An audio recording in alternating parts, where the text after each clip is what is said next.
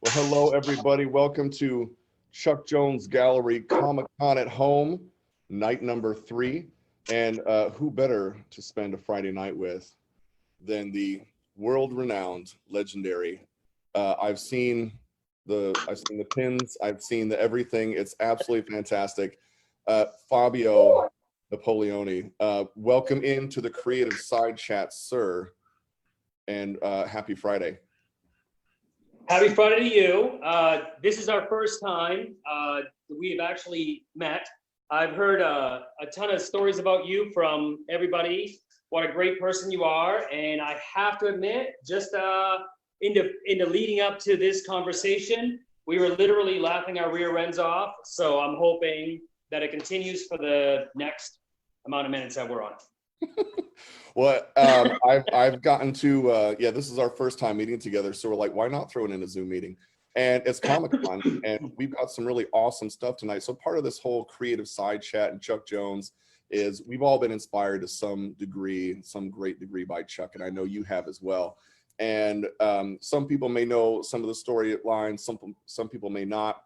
And what I found fascinating, especially in just some of what you were talking about when we were before we started, was your connection to Chuck, what, you know, like that influence there with you and how that kind of sparked things. So what I wanted to do to kick this off in the Creativeside chat tonight is I wanted to throw it to you so we could get to know you a little bit more. So Fabio, tell us a little bit about you, what that Chuck influence has been like, but how did you even start? Like, where did this all start?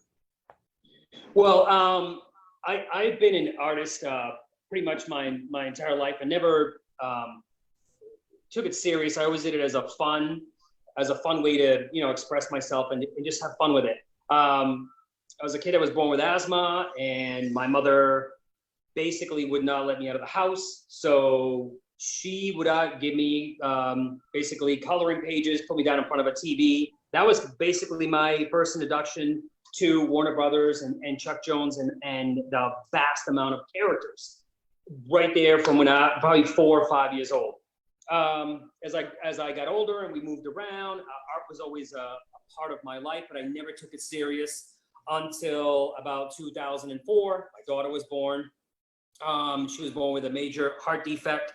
It basically changed how I viewed life and life for myself, my wife, and our son, who was 6 years old at the time. That experience led to the art that I create today with the characters you see behind me. In 2008, I was signed with a publisher. That publisher introduced me to the Chuck Jones Gallery and Scott and Mike and that great gang there at the Chuck Jones Gallery. And I believe in 2012 or 2013, they had reached out to me and asked if I would be interested in doing a piece for Chuck's 100th birthday. And that was the beginning of how every year during Comic-Con, I have done a piece featuring a Chuck character, and it just varies from here time to time. But that's pretty much how I started.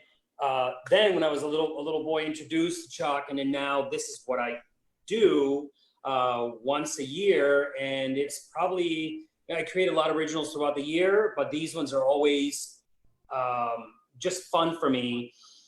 Just because I get to try something different, and I've been given that privilege to work with the Jones family. It's amazing to me. So you got some great pieces behind you, and we'll get to those and be able to show those kind of things. And what I love about what you said too is like you found moments and that you were able to connect with in Chuck's films and the work that he did, and that kind of it left an impression on you. So when you were younger and your mom was unloading art supplies on you, we're watching the Chuck Jones films on TV, like I did Saturday morning cartoons all the time. Were there some favorites that stuck out to you that you were like, man, I love that film, or I love that character in this setting? For some reason, I've always loved when Elmer Fudd was just so angry at Bugs, and for some reason he would pop out and he would be, you know, dressed with a cute little bonnet and a dress, and he would give him the biggest smooch on the planet, and then, you know, he would just get so angry. I love just that the humor behind that, you know, the insecurity of one character to the other, but then there's a good humor in it that I think it transcends even, it's endless. You know, today, even in building these pieces, I catch myself looking up specifically Elmer Fudd or Bugs Bunny or Tom and Jerry, and then, you know, 4 hours later, I'm just watching cartoons. I'm no longer, my mind that was focused on achieving a goal, now it's just watching cartoons. Which leads to some pretty awesome artwork. So, I mean, really, it's a win-win. Exactly. So in there, was there another, like a specific film that you're like, I've got my favorite, you know, do you have your favorite film of Chuck Jones that you were like, this is it? Oh man. I like and I totally forgot, and I think Scott has sent me an email, and The Wolf and the Sheepdog. The clocking into work, that's their job. That to me always fascinated me. The same thing with the Roadrunner and Wiley. It's just that back and forth, but it kind of makes you think, to me, that, you know, when they're off the clock, they're sitting at a bar having a drink, or they're enjoying a comical tale. That's the part about those cartoons that I find humorous. It's the sort of, yeah, I know what they're doing now, but what about the after hours? Mm-hmm. Those are the things that I've always found humorous. So something, you know, you've created your own world, right? Your own character, you know, and you mentioned where that kind of origin comes from. And Mm-hmm. I've repeated it 10 times before we got on so that I wouldn't mess up this name, Marcenivo. And, right? Did I get it? Cheers. Spot on. Cheers to you. I got that right. And so in Marcenivo, what was the origin? So like Chuck had his characters, right? And Wile E. Coyote and Roadrunner and Marvin the Martian, Michigan J. Frog, the list goes on. When you created Marcenivo, that you created an entire world that he gets to interact with. How did that come about? Well, prior to my wife finding out that she was pregnant, and she was 20 weeks pregnant when we found out Lauren had the heart condition. Prior to that, I was just basically doing art, whatever it sold, is sort of pop art stuff, nothing with meaning. And then with experiencing, having to go through doctor's appointments and knowing what they're going to tell us, you know, that it's not good. So I started to create these little characters that sort of evoked an emotion. And with Marcenivo, I basically took little characters that I had done prior to and put them all together. We were in the hospital in Portland, and we basically lived there for about 4.5 months. And during that time, I brought my sketchbook. My wife was fortunate enough that her job let her pretty much live there for the time that ever she needed. But I went back and forth, a 4-hour drive back home and 4 hours back, because I still needed to work a little bit. But in between there, I worked on different characters. Marcenivo was just basically, I wanted to use a rag doll because I wanted to show that he had been used and loved and he had been around for a period of time.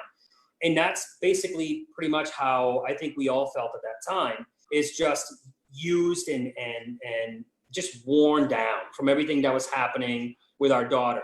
And I didn't expect that to take on the sort of the emotions that it led to people. I didn't tell anybody when I first started posting pictures of Marcenivo where he came from, and nobody knew that my daughter was in the hospital. Nobody knew that she had had multiple surgeries. We kept that pretty hush. We're private. We're pretty private people. But for some reason, people were drawn to him. And so I started telling who he is, and he's a ragdoll, and he's loved, and pocket, and he's filled with love. That all stems from that time that we were my daughter, and the world that he lives in. Pretty much what it comes down to is he is the doll that gets passed down from one generation to another to another. So he's multiple generations of being passed from one child to another within that family. And in this case, the thought behind Marcenivo is that he's still in a box waiting for that new child that was born to come home. That's why his world looks the way it does, and it's always imagination and the characters he builds. You don't see him in everyday regular life sitting on a couch or riding in a car, because he technically is still in that box, waiting for this newborn child that's in the hospital to come home. And I love that story, because when you talk to any artist, right, and you hear about their story, why they put the things in that they do, and you find an attachment and you realize that things weren't done just because, and then all of a sudden you start to look at the artwork maybe a little bit differently. And I know that's been my case in numerous times where I've gotten to hear the stories and what goes back, and you just attach yourself. And I love that story, because if you look at all the pieces that you put it in, and that love, and that doll that gets to experience all these things, was there something in a moment where you started like putting in that imagination and scenery, and you're like, and it hit you because maybe that was even more personal than you thought it would be? That's a fantastic question. And there's only one image that comes to mind, because it was when I had signed with my publisher in 2008, I had sold everything I had created. I sold on eBay for multiple amount of years, never kept a single piece of art.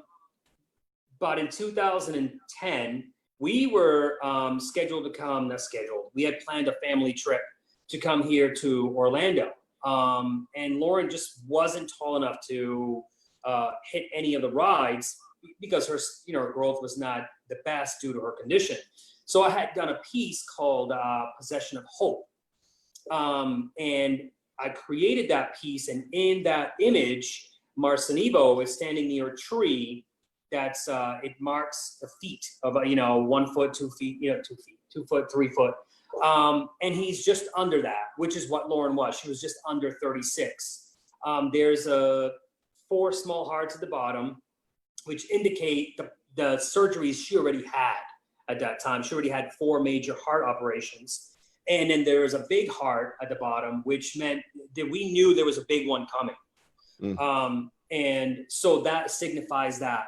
But the part that's the most important in that piece is he looks like he's, like he's just been arrested. He's standing in front of and it's marking his height, and he's holding that little sign that tells you what you're being, this county of whatever, what you're being charged with. And the sign says Possession of Hope. And the serial number on there is all of our birth years. So, there's 72, 04, 98, and 72 again. And that's what that stands for. And the day he was arrested is 12/27/04, which isn't Lauren's birthday. That's the day she received her prosthetic valve. So the doctor at that time, when it had gone successful, he came in and he told my wife and I that, here's her second chance at life. So in that piece, I sort of gave, that's the day where everything had changed for her. And it did. I mean, she's 16 years old now, and beautiful young girl, healthy, you would never guess. She has some obstacles ahead of her as she gets older, but other than that, she's, you're crazy 16-year-old with dark hair and funky eyeballs, and she's just, it's her. Yes, I have teenagers as well, so I can absolutely. I love that story, and it, to be able to put an expression into your art, right, and especially for it to be that personal, that's kind of how we get what's inside of us out, and I love that story. That's amazing. Getting into and transitioning a little bit to things that so that we go from an ultra personal piece that hits you in that way, right? And then maybe is there a piece that you're like, I can't believe I got to do that. Like, you got to do your own thing. You got to bring your world and you attached it to something, and holy crap. Right there. This one. The bugs? Yes, because I was not kidding you when we were talking before. When I was asked to do this, I'm not kidding you. And he said, I want to drop some swear words, but I'm not going to because this piece right here, this is what I envisioned him coming.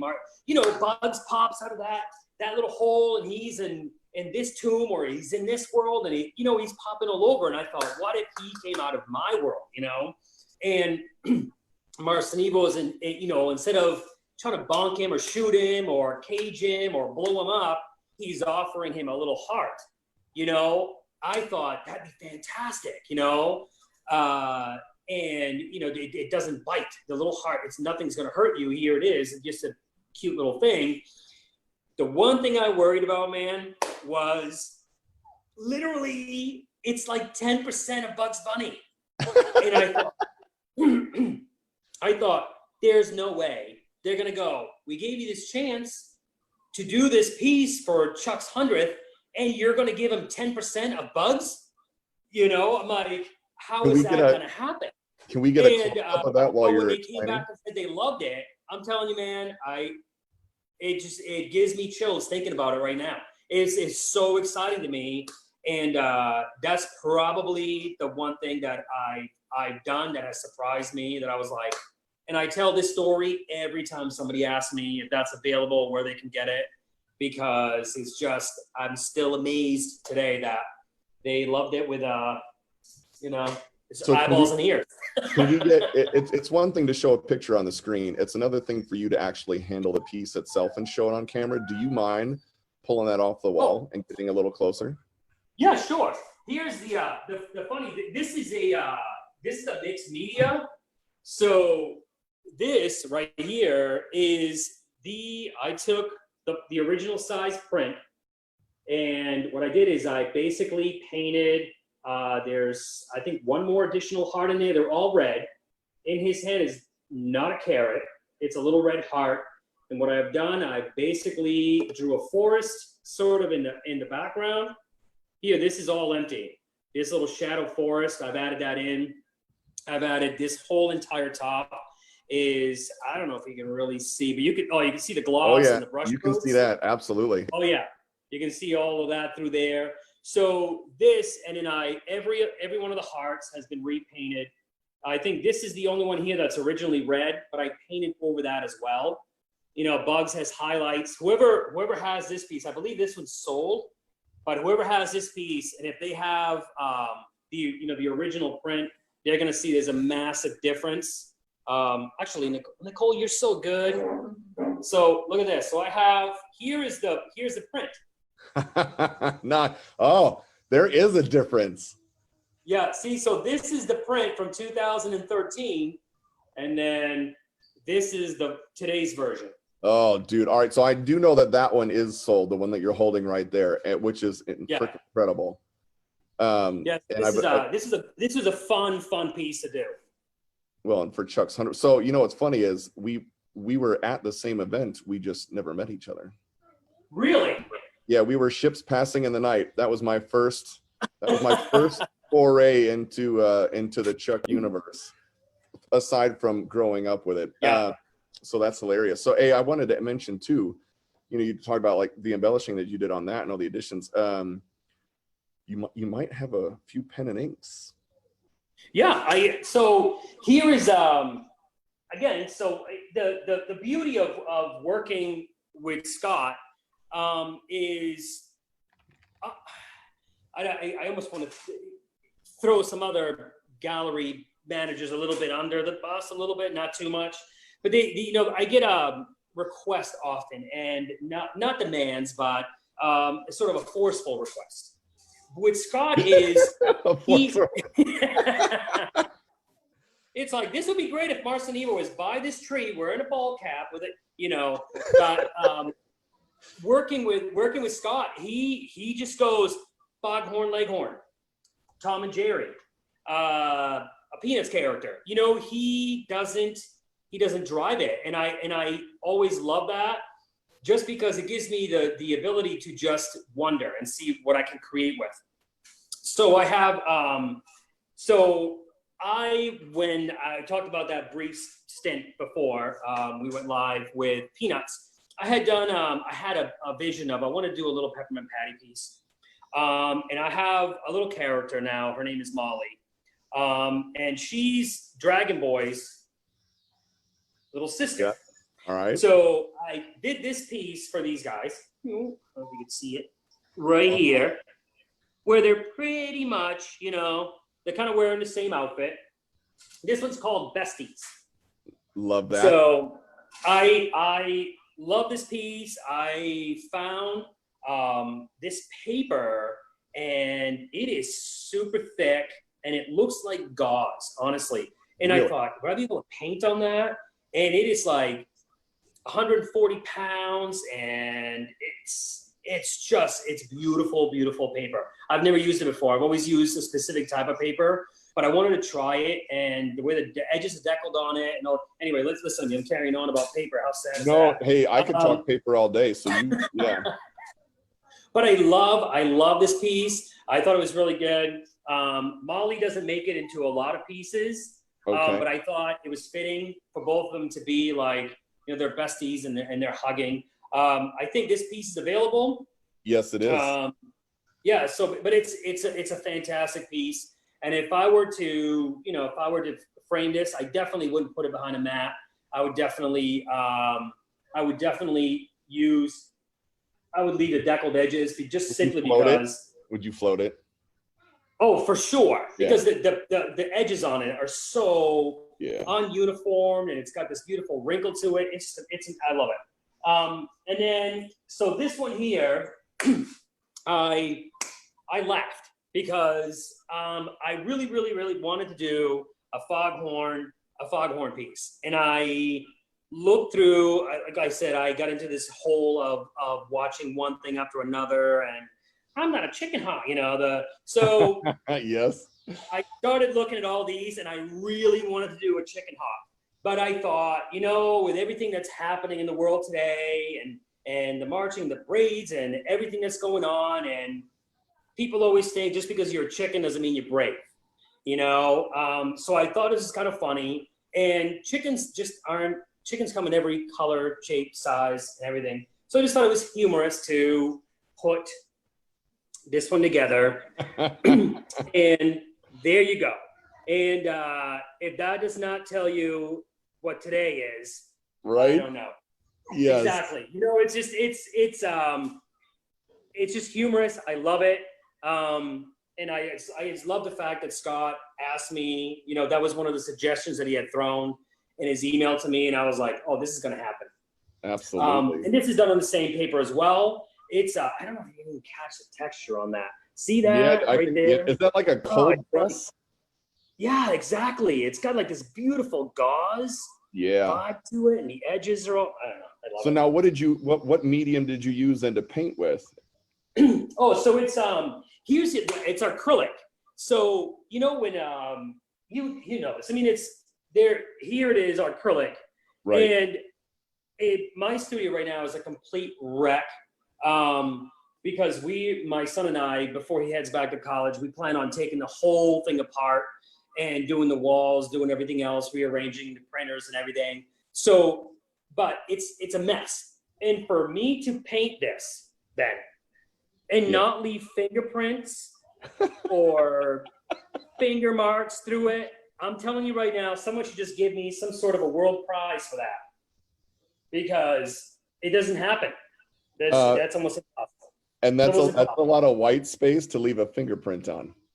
I'm a little bit of a slob, as my wife would say.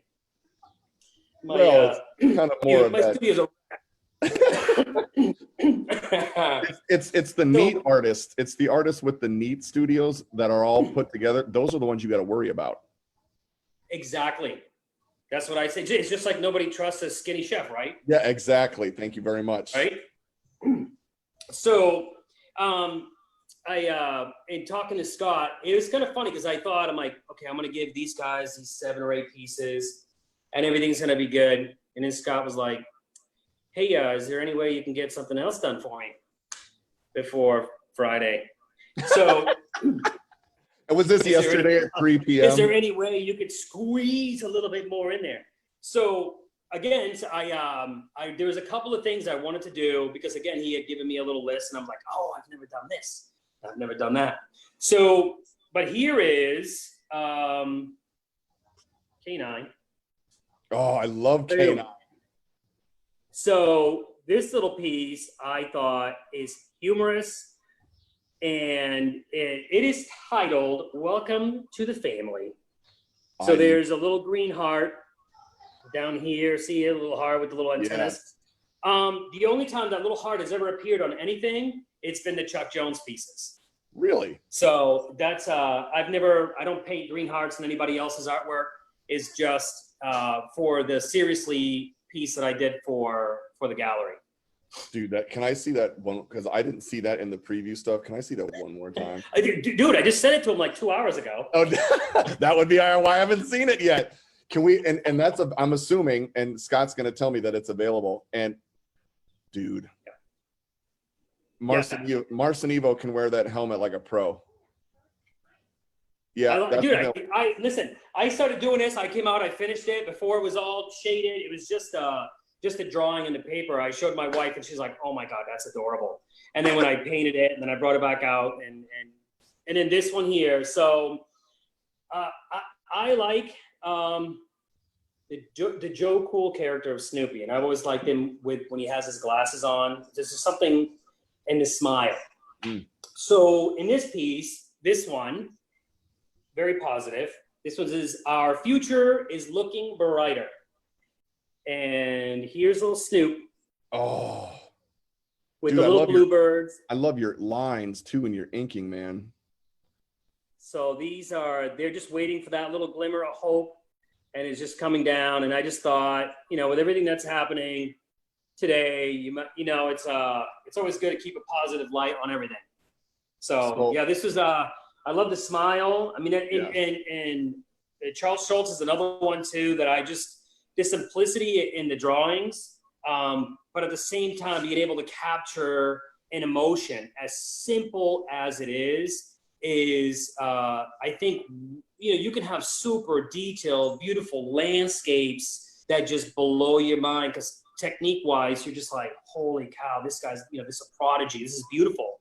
But to be able to capture someone's attention or emotion or bring them back to some sort of nostalgic feeling in a character that doesn't exist, a chicken with fingers. You know what I mean? It's to be able to have someone look at that character and be like, that is amazing. That reminds me of, I think that's the beauty of what Chuck and Schultz and Dr. Seuss. Those guys, that's all amazing. So I want to take this opportunity while you're showing those things because I didn't see the last two clearly because Scott probably requested them at 3 p.m. last night and checked it out. But Scott Ryder, can you put up the bit.ly link for where people can go to view the catalog what we've got for Fabio? It's I've already gone through it. It's some wicked stuff. So it's everybody has seen that it's a bit.ly link. So bit.ly Napoleoni Studio, and it's got the full catalog of what we've got here that you guys can see. And we're kind of cycling through some images here. I just was literally watching the Bugs Bunny run with my kids while I had them with me today because they love Bugs Bunny and they're 2, 4, and then my older ones love him. So Witch Hazel was on. They crack up at that every time. Could you, as we're kind of cycling through some of these pieces, and I know some are on the back wall, Michigan J Frog, you can never go wrong with the Michigan J. Tell me about some of the, what you were thinking of when you went into this piece, and then kind of a broader question from that. What are your influences? Like, where are you getting influenced from in the art that you look at, as you create pieces? So I think that one, I'll tackle that one first. Influence, obviously from the birth of our daughter, it played a huge role, I think, till about 2011, just because it was up and down on, we didn't know what was going to happen, and it felt like every other day something was going wrong. But in 2011, had a surgery, boom, now we're going on 9 years, beautiful. So of course, life for us changed. You know, we started looking at things in a positive nature, like, wow, we're not going to the hospital, we're not going these visits, and we're not. So life for us changed. But what I noticed is, as I was traveling more, I went from traveling 2 times a year in 2009 to last year, I believe we went to 17 different places. So, you know, you meet a ton of people, and you see the effect of how the art changes those individuals. So in listening and understanding, and the emails and the messages on the fan page, private messaging through Instagram, listening to everybody, how they view the artwork, how it has affected them, that has affected me, which then brings my mind into another perspective or a different view of how to create art. Because there are pieces that I have done that may have nothing to do with me or my personal life or anything like that, but it is how someone else's story has touched me. And then I start thinking about that, and you start to, and I'm still to today, I'm amazed that this is what I do for a living. I'm like, this is what I do. My wife and I, we hang out and have lunch, and we chill, and we get to talk to cool people, and we get to travel. And that's where the artwork today is influenced greatly by the people I have met throughout the last 9 years. As far as these guys, so Dragon Boy, the story behind him, he's a little boy, and his imagination runs wild. So he can picture himself using 2 feathers to fly around the world. You know, his, and I said, but I really wanted to squeeze Draco into the piece, which is his, sort of his sidekick. It's a little dragon. But I thought if I squeezed him in there, then Michigan would just be too small, and he needed to be that part that draws you in. So what that is, here is a little boy that probably watches his Saturday morning cartoons, and he's seeing himself in that scene where he's performing with this frog in front of an audience, which is you and I, and he's doing everything else. He's singing the song, and as the title is, Break a Leg, you know, that's what they tell everybody that goes out and dances or performs, and that's the good luck, you know, that's the good luck. So that is what that piece is. And the stars in the background, I put them there sort of as wishes, wishes that are coming, that are and will come true. So that's where the stars are. That's why the stars are in the background.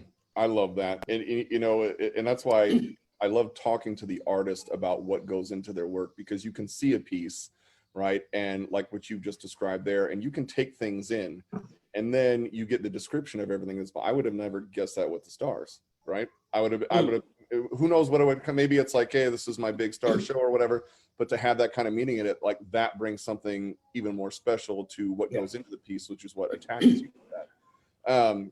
So, you know, you would mention stories that people, you know, when something, and that they've come to you and they say, you know, this piece touched me in this way, or you know, or this was happening, and then I got this piece.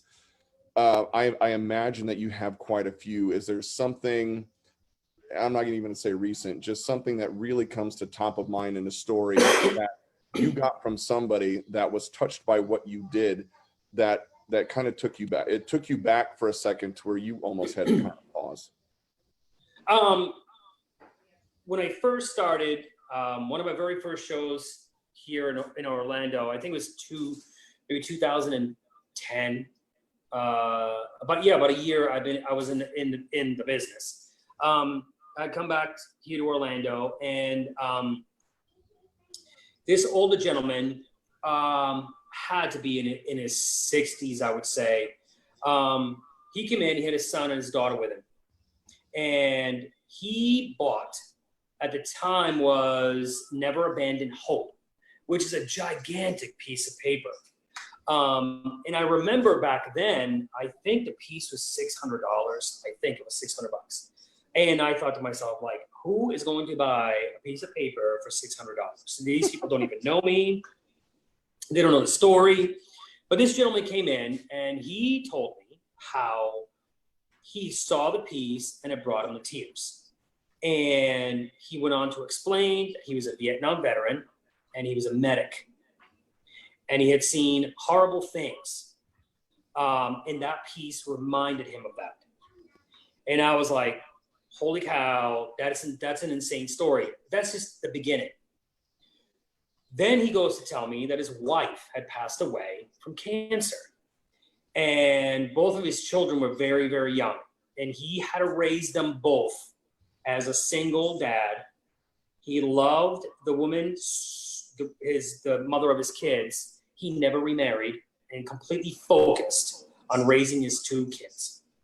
And this gentleman broke down in front of me and cried. And I thought, it was uncomfortable for me because I'd never experienced anything like that. And after taking it in, I thought, here's this man, he's been through all of this, and he broke down in front of me, and there was a crowd of people behind him that were all paying attention to his story. And that, I think that was probably sort of the hammer to the head. That was like, this is, I've done something here that I definitely should not take advantage of, pay attention, understand, listen, be appreciative of every person that buys a piece of art from you. And I've tried to do that ever since then, because that is the one story. How many times have I told it? That is the one story that I always go to when somebody says, what is the one story that has been told to you?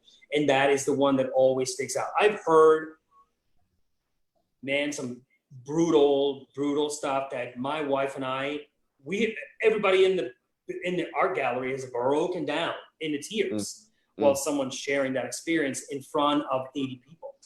But that is the one that made me realize that, this is something that I enjoy doing, and there's a reason why. That's an awesome story. And I don't know how you kept it together, because I probably would have broke down with the guy. Dude, I've lost it. I mean, snot bubbles, tears. It is, there are people that are probably watching that have seen me at shows. I've had to get up from the table and just walk away for a little bit. Yeah. And then sometimes I just lose it in the moment. When somebody wants to hug you and they've told you the worst story on the planet, and you just can't help it. You just feel that emotion with them. And then I'm like, who cares, man? My wife hands me a tissue because she's crying too. And then usually, a friend of mine, and my buddy Dan used to travel with me, and he'd come over and he'd be like, get ready. He would say that to me. He'd like, get ready. And I'm like, why? He goes, because I was back there crying for like 5 minutes. Just get ready. It's going to be a good one. I'm like, oh, no. Oh, yeah. Because he heard it, and he was like, if it made him cry, he was like, yeah, dude, you're going to fall apart. Right. But that's the plus side of what I do, and I enjoy it. So, and I love that, because there's so much more to purpose and meaning, and like you do this to make a living, right? And you're blessed to make a living, but what you're doing is blessing other people, and really you find your purpose. And I find that to be, a high caliber of respect to guys like you, gals like you, who not only do what you do, but do what you do, and you're so giving of yourself and your own emotions to people, and you're just human. And you treat other people like human. And, you hear some stories of people that get maybe a little too involved with themselves, and what I love about Chuck and bringing that back into Chuck, and why I think, what you're that personification of that, that kind of attitude and character that Chuck had, was never take always take your work, but never yourself seriously, and you can tell, because you can still be very good at what you're doing, and then yet pour that right back out to somebody else, and join them in that humble moment. So I'm curious, and I know this from, my own experience as well, but, you mentioned that your wife, and you get to travel, you get to do all kinds of stuff. So your wife gets to see this kind of nuttiness, right? And all the shenanigans that happen. So is there something when you guys were, you're out you're doing a show, you're visiting wherever, and you're, I don't even know what, maybe you're not embarrassed by it, and she's like, please no. Oh, dude, it happens every day. It's happened like 4 times since we've been on this. Over, she's like, oh my God, why'd you say that? He's like, he's not going to go into that one. So is there something, and then did it ever turn into a piece of art? Well, it's kind of there's a 2-part story to that one, but with my wife, it's kind of funny because we still don't, like, as the years have gone by, we've been in multiple situations where we're at a restaurant, or we're in a hotel, or we're in an elevator, and we're just being foolish. I'm like literally foolish 100% of the time. This lady right here, 27 years, and she's still here, so she's, you know what I mean? She's the one that's a little woo-hoo. Yeah. So, the glutton for punishment. So there are times when we're at a show and people will come up and like, we were in the elevator with you guys. And her and I just look at each other like, was I grabbing you by?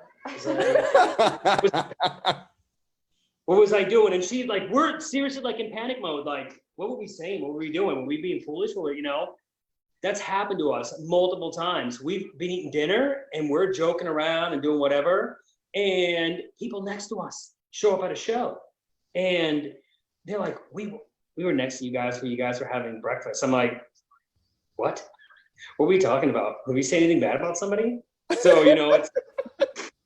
Did they use the quotes where they like, when you were having breakfast? Yeah. So, but those things have happened more times than. It's really weird. It's weird. But something that happened over a story, and I created a piece of art for it. A couple of years ago, I was in California. I actually had done, I believe, a show for Chuck at the gallery, and then I had gone up to Irvine and Westminster doing something else up there, and the night we were supposed to, the show was over, it's super late, and my buddy and I are just sitting and we're having a couple of drinks and hanging out, telling stories, and this gentleman comes over and he asked us if we ever played the game euchre, and I was like, never heard of it.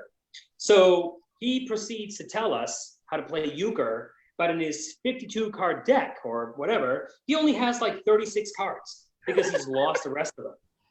So we're like, don't you need all the cards? He's like, no, we'll just play it this way. And we're like, I don't know how that's gonna work, So he continues. So this gentleman was intoxicated. And now we stayed up, and another couple comes over, a younger couple comes over, and they're like, what are you guys playing? Euchre. And they sit down and they're like, you're missing like half the deck. So he looks over at me and serious, he goes, I have a question to ask you. Have you ever regretted a swim? And I thought, what kind of a question is that? Have I ever regretted a swim? So we just thought it was funny. As he's telling us what he does, he's a pharmaceutical rep from Florida. And we're like, oh, when are you leaving? He said at 6 o'clock. And we're like, oh, in the morning? And he's like, yes. And we're like, it's 6 o'clock right now. So he never made his flight. We never heard from the gentleman ever again. We don't know. Hopefully he made it back to Florida. And the worst part is we were in Newport, and he had to drive to LAX. Oh, no. Yes. Yes. So, yeah, so it's quite a jaunt. He was not going to make it at all. Because if it was John Wayne, he had maybe a glimmer. Yeah. So that piece on the flight back home, we got stuck in DC. And we got stuck in DC. It was snowing in Maine and blah, blah, blah, and this is that and whatever. And we were hungry, and I talked my buddy into walking the streets of DC. And he was like, this is a bad mistake. I'm going to call your wife. So, like, I'm 10 years old. He does call my wife, and my wife gets on the phone and tells me to go back to the hotel. So we do. We order pizza. on the inside of the box of pizza, I drew, have you ever regretted a swim? Oh. And yeah, on the inside of this pizza box, Yes. I drew it. So my buddy, as we're landing in Bangor, Maine, it hits him. Oh my God, man, you left that pizza in that drawing. I literally covered the entire pizza box in this drawing. He goes, no one's ever gonna know. No one's ever gonna know. That person probably destroyed it, threw it away in the garbage, doesn't even, so then I created an original out of it, which then we sold the following year in Art Center. Exactly a year later, I sold the original from that experience. So somebody's like walking around right now, right? They're on this thing, and they're not going to say who they are, and they're going to be like, I don't know what you're talking about. I don't know any pizza box. And someone's poking them next to him, and be like, you got that pizza box? Like, don't tell Fabio. Nothing ever happened. That's awesome, man. So funny stuff. As we again, I wanted to pull up we've got like an amazing collection of stuff from you, and Scott Ryder's got the bit.ly link and at Napoleon Studio, and then we have obviously the chuckjonescatalog.com/Fob. I think we just chopped most of your name and went with the FAB. I don't know, we'll see when it pops up. But when so we got some amazing stuff, and this is Comic-Con week, right? So this is, we can't, like, I'd be out in San Diego right now. My wife, my two, I have many children, but I would be the smallest ones, right? Unless my 16-year-old son really was like, you better not leave me.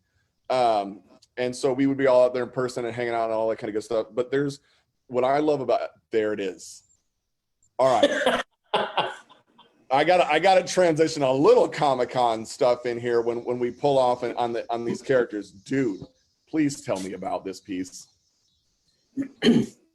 So I went with this piece because my 16-year-old daughter, Ben, you can't get her to sit and watch any superhero movie. It doesn't matter who is in it. You can't do it. But this movie, Black Panther, we talked her. I mean, my son, me, and my wife were like, Lauren, please, we want to go see it. Please, just come. We weren't going to leave her here. Just please. That kid was on the edge of her seat the entire movie. And from this movie forward, she's watched everything. That was her entry, man. That was her gateway. That was her gateway, Black Panther. And now, I mean, what is not Endgame? Was it Endgame? Yeah, that's the last one. Well, no, Spider-Man Far From Home would technically be the last one. Yeah, I don't know if she's seen that or not. But at the end, she sat there at the edge of her seat, watching Endgame, and I looked over and I was like, holy cow, is that kid crying? Stop. See? Come on. I couldn't believe it. Tears. Just like a waterfall. And then she looked over at you, and you were crying, because we're all crying, because as soon as that kid says cheeseburgers, forget it, dude. You got a daughter. I got daughters. You lose it. I can't go past cheeseburgers. I still cry. Go ahead. Continue. No. We were all... It was horrible, man. We all sat there, and I looked over, and none of us are looking at each other, because we're all like, no, Robert Downey Jr., whatever, man. Right. It's not, who cares? Whatever, And but my wife and I don't know how old you are, Ben, but we grew up with Robert Downey Jr. And when he had that stint in the 90s, we were waiting for that thing where today Robert Downey Jr. was found, blah, blah, blah. Right. And it didn't happen. And that's one of the, I think, beautiful things about the world, that we've lost a lot of beautiful people, a lot of talented people. But that guy probably would have crushed my wife and I. Probably. And we were young, we were in our 20s when we thought, oh my God, he's gonna die. They're gonna wake up in a gutter somewhere. Yep. But the end of that movie, and then all four of us, my son, my daughter, but especially her, because you couldn't talk her into watching anything. Dude, we took her to a Billy Joel concert and she slept the entire time. No joke, man. Those tickets weren't cheap. Right? Yes. You're like, you will wake up and you will watch this. He didn't start the fire and then fell asleep. Which could very well make a painting in and of itself. Yes, exactly.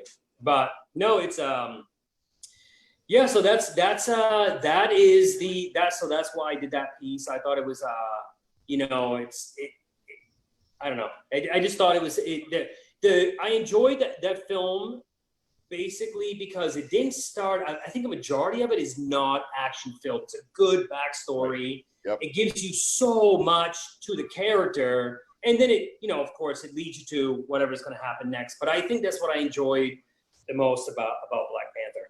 Well, and I love that story. Obviously, with everything you do, there's meaning to it, and this is all available as you can see in the link.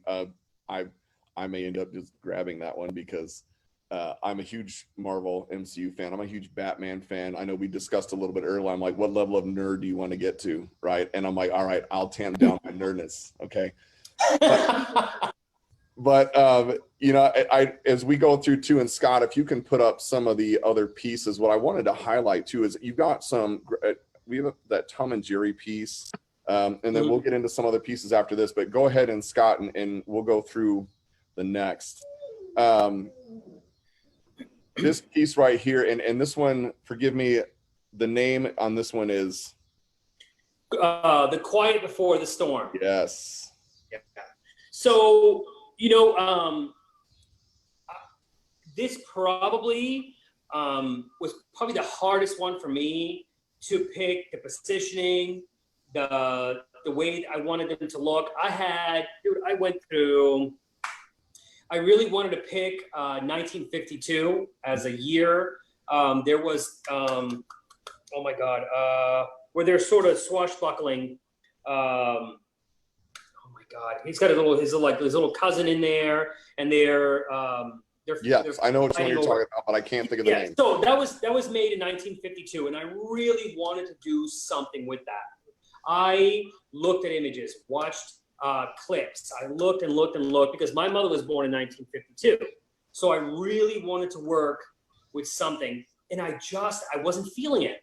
And I didn't want to just slap something together. You know what I mean? Yep. I just didn't want to slap something together that I thought people were going to like and it's going to sell. I wanted to create something that I thought would explain these two. So I went in the opposite direction of them fighting with each other or sword fighting or one getting a hammer or, you know. So I thought, here it is. I wanted to find images where I thought, I'm like, oh, I could work with these. And both of them relaxed. And because The Quiet Before the Storm basically says it all. The minute these two wake up out of that nap, that comfort that they're in, what are they going to do? What they always do.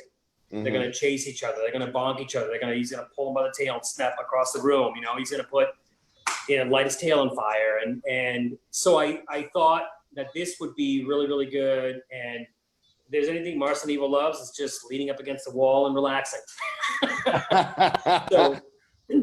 So Robert a little hard in there. But yep. I thought, and it's funny because I painted it. And I showed it to my wife at first, and she goes, it looks really good, but they look, you know, like them. They look like they're, like I painted it almost like a cell.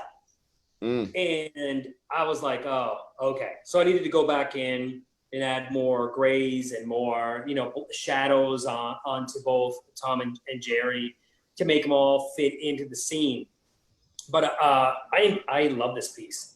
And it's probably the hardest one I struggled with in creating, just because I was trying to find that balance, you know, from them looking like them or them, I don't know. It just, but this, I came up with this, and I'm happy with it.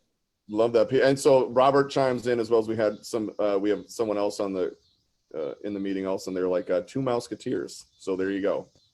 Yes. Yeah. That was the cartoon. So Scott, can you roll the next image for me? Like there's some stuff. You've got one too, and it's called It Gets Me Higher, and it reminds me honestly of my son because he's got those headphones on and he's 16 and the headphones are always on. And but he's got that kind of dreamer aspect of things. And so it's that constant, like, you know, anything can happen. And I remember being 16 and I love that about him. This piece too that we have up there, can you see that one? Oh, I'm still here. Yes. So there was an instant attachment to this, and I think it's just how you did the composition, and you know how that looks in that whole. I'm not going to go. You know, I'm not on the Titanic, right, with my arms out at the front and Jackson back me. It's not that kind of feeling. It's a better feeling. Mm-hmm. Can you explain a little bit on this piece? Yeah. So I'm still here. I had done a few pieces. You know, when this whole COVID thing started and everybody was like, I don't even want to see the UPS man. Leave that at the end of the driveway for 7 days and hopefully it doesn't ruin. So, you know, this is, again, it's kind of like the Snoopy piece that you know, that good things are coming. And this is what this piece is. This is about, I'm still here. You know, you've driven me to the edge of the world. And the little hearts are family and a supportive group of people that are with you. You know, the clouds in the background. Funny enough, I didn't intend to make them all look like rolling hearts. That is what they are. And it was pointed out to me by a fan who said, I love your heart clouds. I was like, holy crap, they are heart clouds. And you're like, yes, that's exactly what I meant. Yes. Yes. They were like, oh yeah, oh, you see that. Oh, that's great, great eye.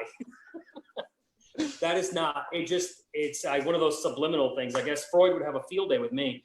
But this piece is about that. It's about that point where you feel, you know, you're at the edge and you're just not going over. It doesn't matter how many people push you from behind or what's pushing you, that's where you are. And that's why he's at the very edge and his little toes, you know, his little boots is barely hanging over.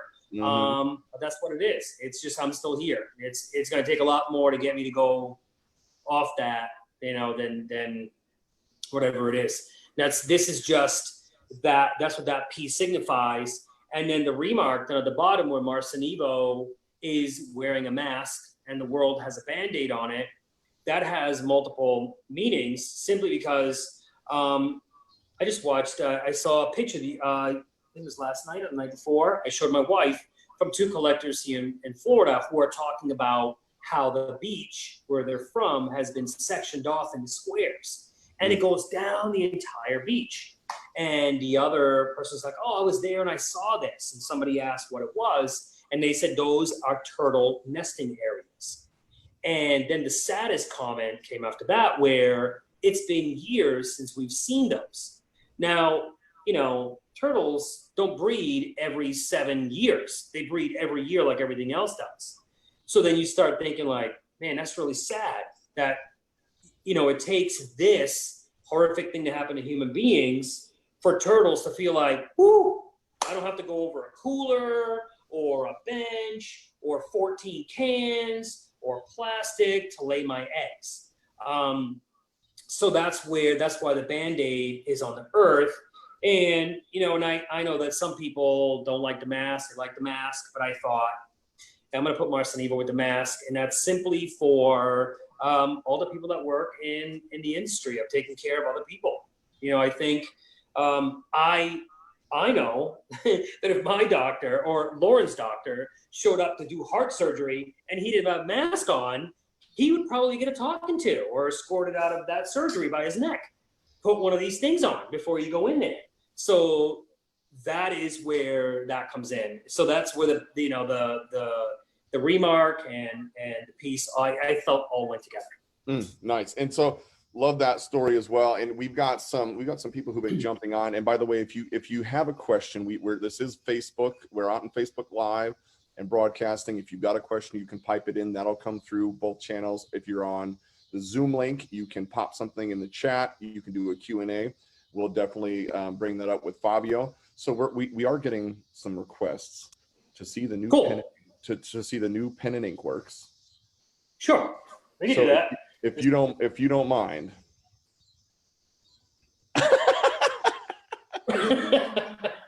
And I don't think we can get enough of these. So this is on that same like cold pressed paper, right?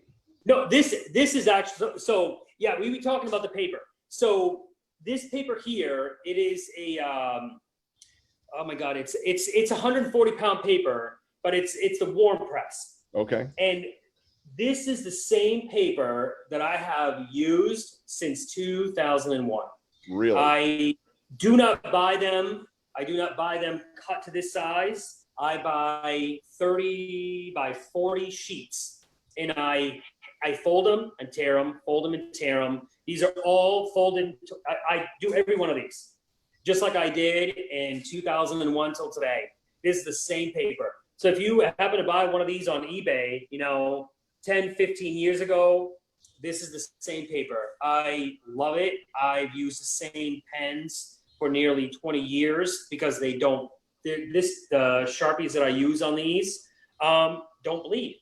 You can get them wet and you can literally use a wet brush right over them. They don't bleed, they don't fall into the paper. And I love them. So that's right there. Yeah, this one's our future is looking for a writer. And that's on both. I mean, we have them on both. So Scott, if you got a lower third on the link too for people watching. Yep. And then this one is Welcome to the Family. Oh, hold on. Let's go back. Sorry, we're good. There we go. And then Welcome to the Family. Boo. I love Marvin is my favorite, so I love this piece. And so this is fun. I enjoy, it's like I enjoy throwing. Again, it's working with Scott and Linda Jones and everything else. I love that I'm just able to throw these characters that are iconic in with mine. I enjoy that. Huge feather, in my cap. I don't know. It's a dream, man. I can't express it enough.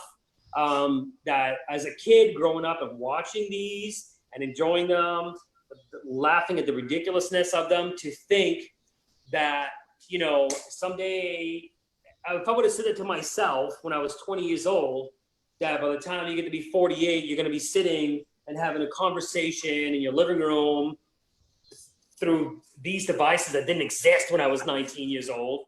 Right. Yeah, exactly. And that this is going to be my life. I would have just laughed you out of the planet. I would have like, right. You're like an what? An iPad? What the heck is that? That's what I would have told myself. I'm like, that sounds ridiculous. Yeah, I'm gonna be able to talk into my phone. Okay, you guys are smoking something because it's not gonna happen. Like I can see people, like Dick Tracy. I can do that. Yeah. Yeah. And then could you show that one with the foghorn leghorn one more time? Do you mind? Oh yeah.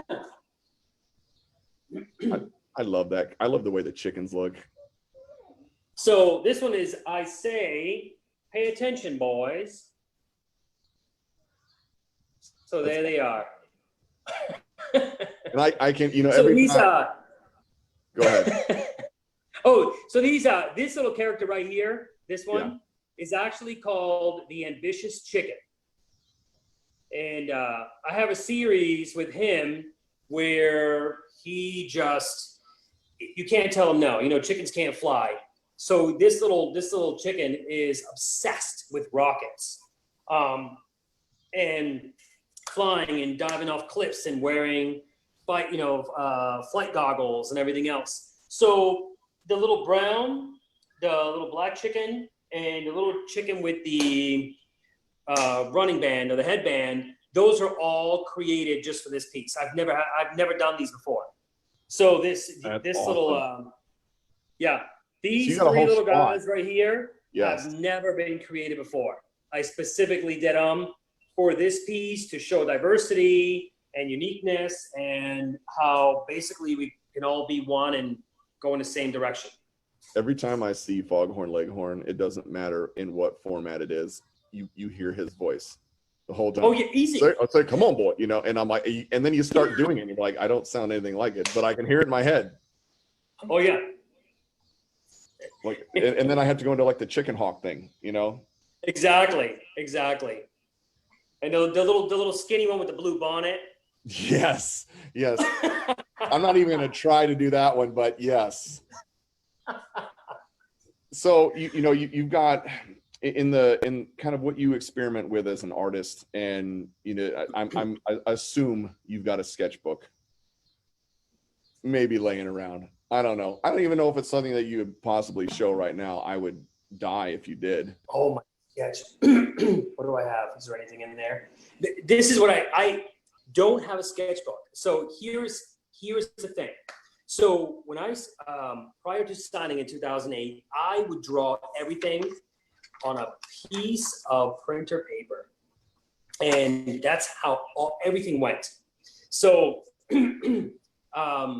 as I started to create more things, everything that I do, from these guys here to you name it, everything up here has been doodled on a tiny format, on my iPad, on everything else has been done. And there's a sad part to the iPad, because you don't have a physical portion of it, or physical to store away for your kids down the road. I have 2 gray totes. I don't know how big they are. They're pretty big gray totes, probably 1.5 feet, 2 feet deep. And they probably weigh about 60 plus pounds a piece. And they're filled with sketches that I have done over the last, I don't know, decade, 2 decades, easy. I have stuff that dates back to 2000, 1996, 1998. I don't know if other artists do this, but I see things on eBay of my old stuff that I think is a good deal, and I buy it back. That's awesome. So yeah, that's no joke. I do that.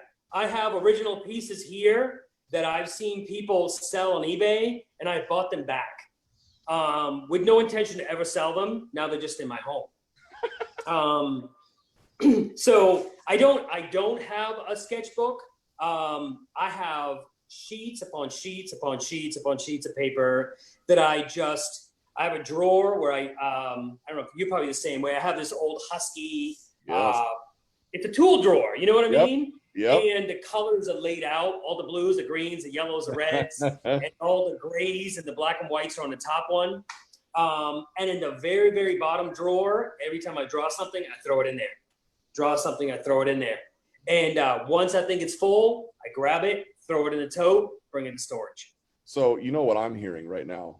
And I'm hearing the Fabio Napoleoni art of book.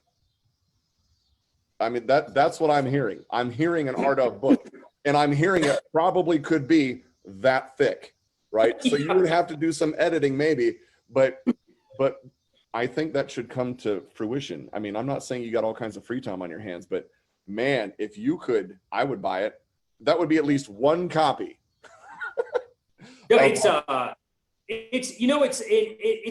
a fun thing, and I think I think maybe 2 years ago, my friend who was working with me at the time said, "Dude, you need to like seriously put that away somewhere.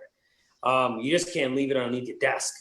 And I was like, maybe I will. And so one night I opened it and it started going through things, and I was like, holy, there are things I think we tend to forget, or times, like we were talking about the stories earlier, how people have affected you. There were things in there that instantly, bring back a time or a place or a person, and you're like, oh my God, I'm going to remember this.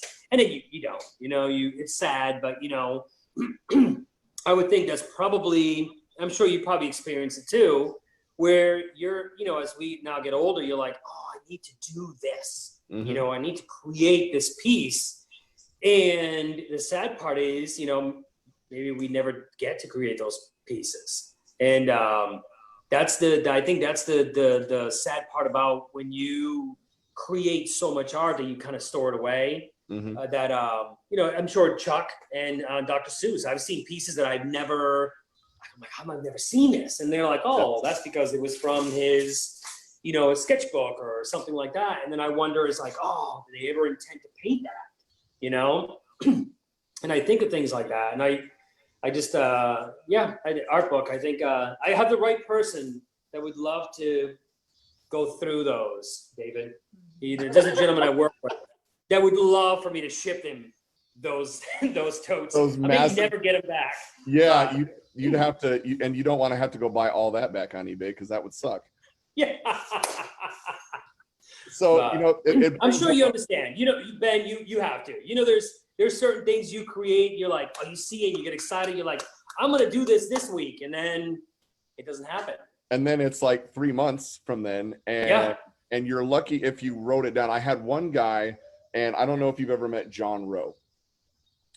He's a fine artist. He's out in California. The guy is ridiculously talented. And I got to visit his studio, and the one thing he told, well, not one thing, he told me lots of things, and I'm sure you do this, was just write it down. Because if you know, we all kind of, like, I don't know about you, man, but you got that ADD thing going, and it is working awesome, because that's how you can work on so many, that's how you got all those behind you done, all of these behind, right, is the switch, look, squirrel, not squirrel, squirrel, this, and we get so caught up in that, and then just to write it down, because I'll forget, and I'll be like, remember that awesome thing that what was that again?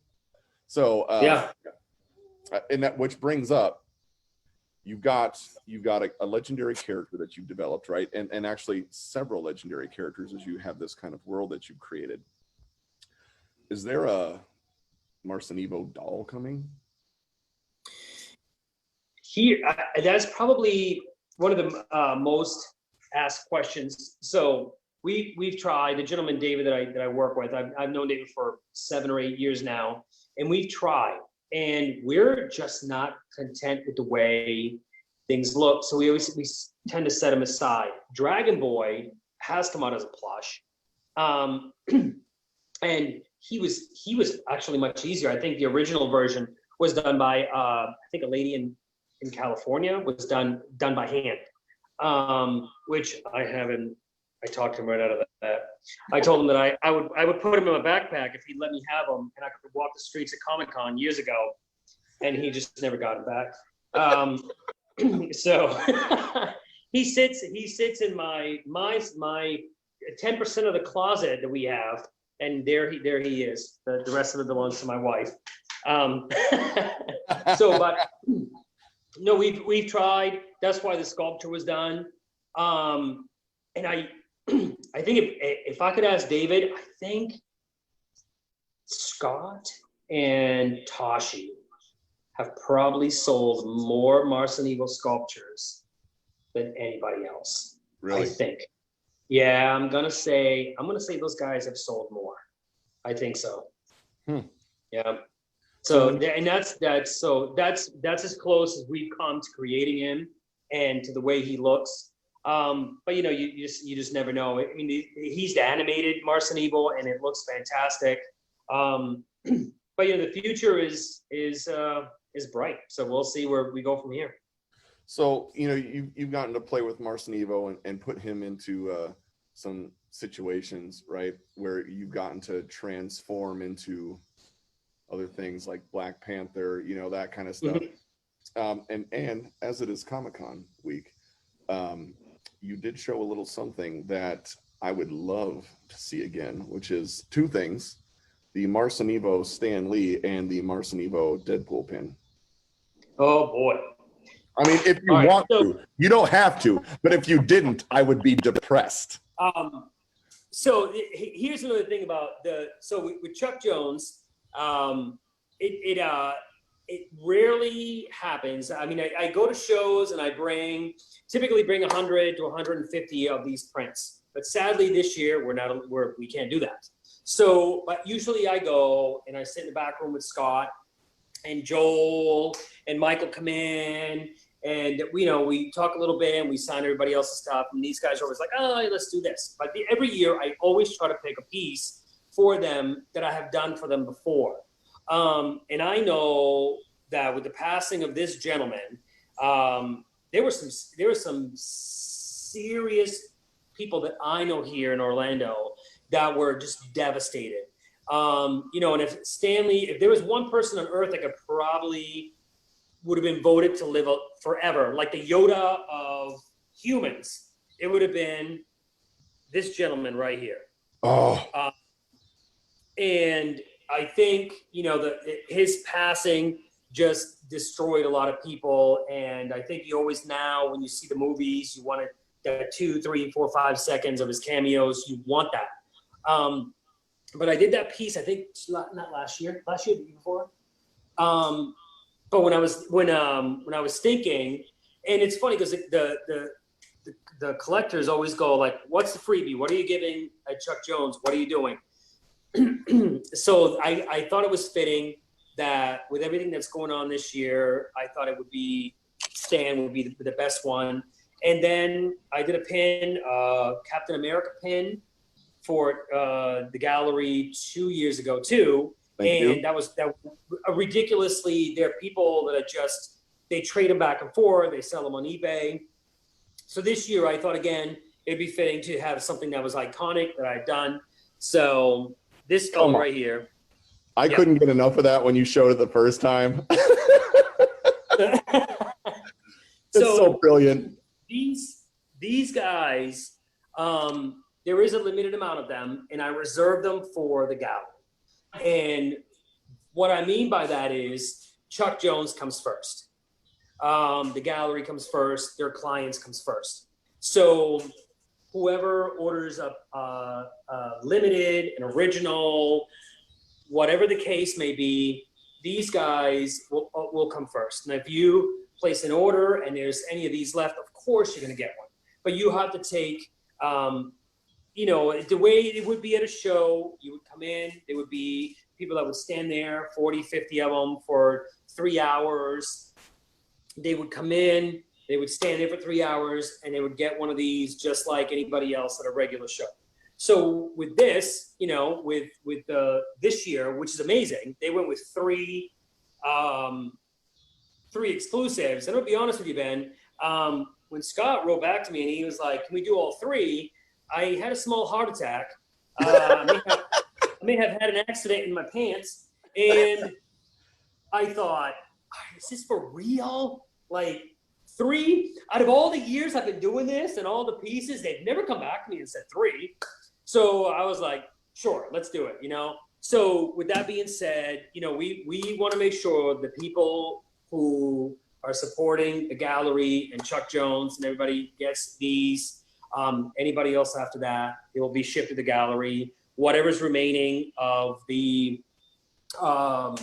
stand pieces will be shipped to Scott at the gallery. The same thing with the pins. So not just here, but these guys will also be able to use them at their location as well. So if anybody buys, they buy something like an original limited, and we've got, if you can, Scott Ryder, can you start with 01, please? And let's go through those first 8 real quick. If they buy an original or a print, they get the Stan Lee and the Deadpool pin? Yeah, exactly. So if, let's say, for instance, you're getting one of the limiteds, you're going to get both of those. On top of that, you're also, whether it's an SN or an AP, I'm going to doodle on the back of it for you. So it's just like if you, actually, there's actually more of a bonus, I think, with being stuck at home. Because, you know, as Scott will tell you, we go to a show and they may have 35, 45 pieces in the back. All those pieces will get signed. And then at a show, there could be another 40 people or so. All those guys are going to get their stuff signed. Now, if you show up on Sunday or Monday, you're like, "Oh, he's not here. Okay, I'll buy it." There it is. The plus side to this is now that the artwork is with me. So I will doodle on it for you. So if you buy a piece tomorrow morning, Monday morning, I'm still going to doodle on it for you. You're still going to get one of these. You know, like I said, these are a limited amount. So if you wait till the end of the month and you're like, "Oh, I have to have one of these," and maybe there isn't one left, or maybe there isn't one of these left, it's that's just the way it is. I mean, I didn't buy 1,000 of them. That makes no sense, because it just doesn't. I also don't have, you know, I'm giving these away just because I can't, my relationship with Chuck and the ability to do Peanuts and Hanna-Barbera and Warner Brothers, I'm not going to create one of these and then put it on the side and make money off it without permission. That's just, that's not who I am. So I like to make sure I do things with the gallery and everybody's happy. And that's the way I like to do things. So Scott, I want to go back to Fabio real quick because I just need you to, I need to stare and allow my eyes to drink in one more time the Stanley. And if you put them together, it'll be a double heart attack, but could you just hold them up one more time? You mean like this? Oh, wait a minute. Oh. Like this. Yes. Oh, come on. It's just brilliant. It's just freaking brilliant. I love that. Well, thank you, man, for putting those in. I will, like, I get that Black Panther. I'm going for the whole Marvel collection on that. So they could just send that to me. You know, as speaking of kind of like getting into some work and, you know, putting, you know, getting to play with different things like different IPs. Have you ever considered, we've got a question in, have you ever considered honoring like famous historical figures? So think of like an MLK or something like that, and, you know, creating a piece with that. Those are things that I struggle with. And not because I don't want to make them, I worry of how it's going to be perceived. And I did a piece called The Tipping Point 2 years ago. And it's Marcenivo at the edge of a cliff, and he has his fist up in the air. And it's the lyrics of the message. Don't push me because I'm close to the edge. I'm just trying not to lose my head. Hey, man, I go all the way back to the 90s. Yes. P. Diddy before he was P. Diddy. He was just Puff Daddy. Come on now. So I did that piece, and it's all in black and white, except for the writing is in red. And I did it solely because I think at the time there was such unrest with everything that was going on. And I've always found that song, you know, like I said, I'm going to be 48. So I think it was 82 when it came out. So I was 10. And I loved it then. I love it now. It comes on the radio, and gets my heart pumping. The music just gets me going. But the stance of Marcenivo is from the 1968 Olympics. When track stood there with the fist up in the air, they had the black gloves and the whole black power and the whole thing. And that to me is a strong stance for being 1968. You know, you do that today, and it's misconstrued as something else. But I think it's still the same message. I don't know if it carries the same power it did in 1968, different times. But I wanted that piece to be that. And I was questioned. I think it was in Irvine. A gentleman came in, and he bought the piece, loved it, told me how much. And then he asked me why did I do it? What did it mean? So as I went, I told him the same story I just told you, from the lyrics to the number of the edition, which is 19 APs, 82 SNs. 1982 was the year it was released. There are 5 SPs, FPs, because that stood for the Furious 5. That is the only edition, the only release I've ever done, Ben, but I never kept one for myself. Really? The whole entire thing sold before, like, it was just instant. I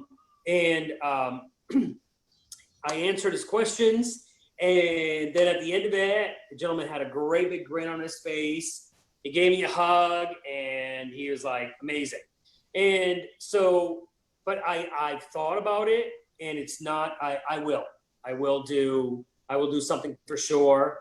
There's a lot of things that yes. I sort of stop myself sometimes from doing, because I think it might be a little too much. So we've got, first of all, stuff is going, or I'm getting questions about, is this available? And I'm like, and then I'm asking, they're like, no. And I'm like, what about this? No. What about that? No. So that's a good thing. And right, I mean, I feel terrible, but at the same time, there's a lot of really awesome stuff. And what I wanted to ask you too about, like, I didn't touch on the witch hazel piece behind you. Yeah. And I was, could you, like, Scott, can you put that one up on the main screen, and can we take a look at the witch hazel piece? Can you tell us a little bit about that? Yeah. So you may take it off the wall and hold on. You got it. Okay. This piece, a collector here in Orlando,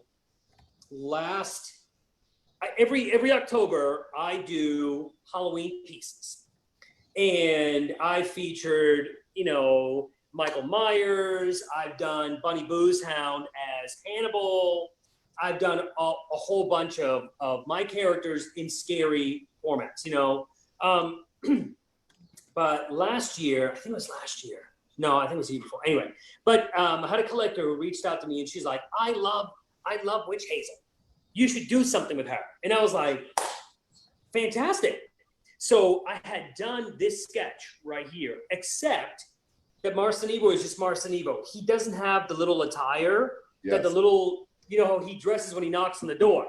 So it's just Marcenivo. There's no background. The floor is not there. The floating mirror, none of that is there.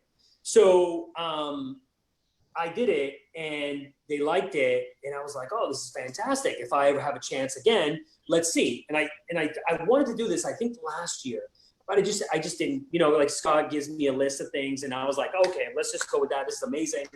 But this year, when he threw out the ideas, I was like, oh, I'm gonna see if I can squeeze this in. And I don't think I've ever done a piece where Marcenivo was about to get his noggin split in half with an axe. And I thought, there's still something humorous about it. And that's why, like, close your eyes, I have a surprise. Who has never said that to somebody? You know what I mean? And yes. So I thought it was fitting for this piece.